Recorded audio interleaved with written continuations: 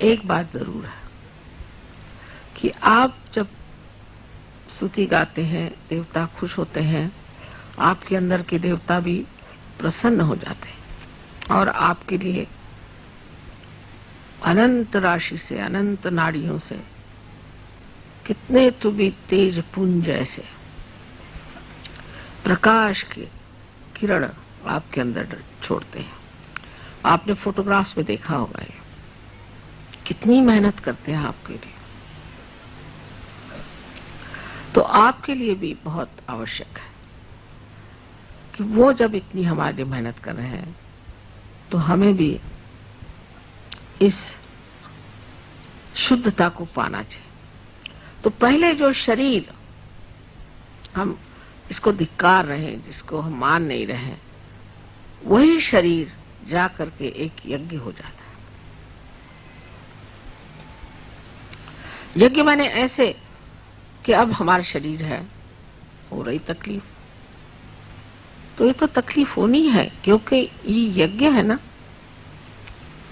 अच्छी बात है, जैसे कि काष्ठ का जलना यज्ञ में जरूरी है, उसी तरह इस शरीर का भी जलना यज्ञ में जरूरी है। लेकिन सहयोग में सबसे बड़ी बात यह है कि ये जो कृतयुग शुरू हो गया आपके पूर्व पुण्य से, आपको बहुत तकलीफ तो कुछ होती नहीं खास।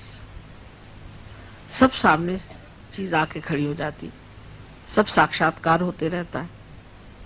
आप कहते हैं चमत्कार हो रहा है, सब चीज आपको सुलभ में मिल जाती, बहुत से काम आपके सरल सहज हो जाते। शोभना सुलभ गति कहा जाता है कि आपके शोभायमान इस तरह के जीवन में अत्यंत सुलभता से आप इसे प्राप्त कर सकते हैं। कोई भी अशुभ काम करने की, अशोभनीय काम करने की जरूरत है। तो ये एक तरह की बड़ी सूक्ष्म माया भी है कि उसमें यह नहीं सोचना चाहिए कि ये सारे चमत्कार हमारे लिए इसलिए हो रहे हैं क्योंकि हम कोई बड़े भारी सहयोगी हैं। लेकिन ये सोचना चाहिए कि ये चमत्कार इसलिए हो रहे हैं कि हमारे अंदर विश्वास परमात्मा के प्रति, शिव के प्रति और कुंडलिनी के प्रति दृढ़ हो जाए, इसलिए चमत्कार हो रहा है। और इसको दृढ़ता करने का कार्य यही है कि हम अपने चित्त को शुद्ध करें, क्योंकि शिव चित्त स्वरूप है। उनके चित्त की शक्ति को चित्ती कहते हैं। वो चित्त है। चित्त है माने कि जो चैतन्य चारों तरफ आप जानते हैं, उस चैतन्य का जो चित्त है वो शिव का प्रसाद है, वो शिव का तत्व है। माने सारे संसार में उनका चित्त फैला हुआ है। और जब आप कहते हैं कि चमत्कार हो गया, ये चीज घटित हो गई, तब ये जान लेना चाहिए कि ये जो चित्त है, जिसे हम चित्ती कहते हैं, उसने ये कार्य किया। अणु रेणु हर चीज में उनका चित्त है। लेकिन चित्त का मतलब ये होता है कि वो साक्षी है, देख रहे हैं। चित्त का मतलब होता है वो साक्षी है, देख रहे हैं। और कार्यान्वित जो है वो ब्रह्म चैतन्य। लेकिन जैसे कि संगीतकार, जब आपने कल देखा या जब देखते हैं, वो सामने को देख करके बजाता है।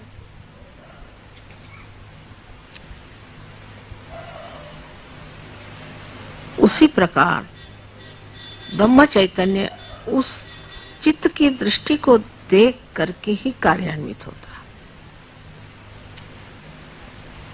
उस दृष्टि को, उस चित्ती को ब्रह्म चैतन्य जानता है और वो इस कार्य को तब करता है जब उस चित्ती को देखकर उसे वो ठीक समझता है। जैसे अभी हम आते साथ एक साहब आए थे, एकदम से उन्होंने पानी माता जा रहे, मुझे देखते साथ एकदम हक पका गए। मुझे देखा, मैंने कुछ कहा नहीं, कुछ नहीं, सिर्फ मुझे देख करके एकदम सक पका गया। उसी प्रकार वो कुछ कहे या न कहे, क्योंकि ब्रह्म चैतन्य ये देवी की शक्ति है और वो कार्यान्वित है, और वो उस देखने वाले को जानती है। और उस शक्ति की पूरी समय यही लीला है कि उस एक देखने वाले को खुश रखना है। इसलिए कभी कभी आप कहते भी हैं कि मां ऐसे गड़बड़ क्यों हो गया, वहां इसलिए हो गया कि वो जो चित्ती थी उसका रुख बदल गया था।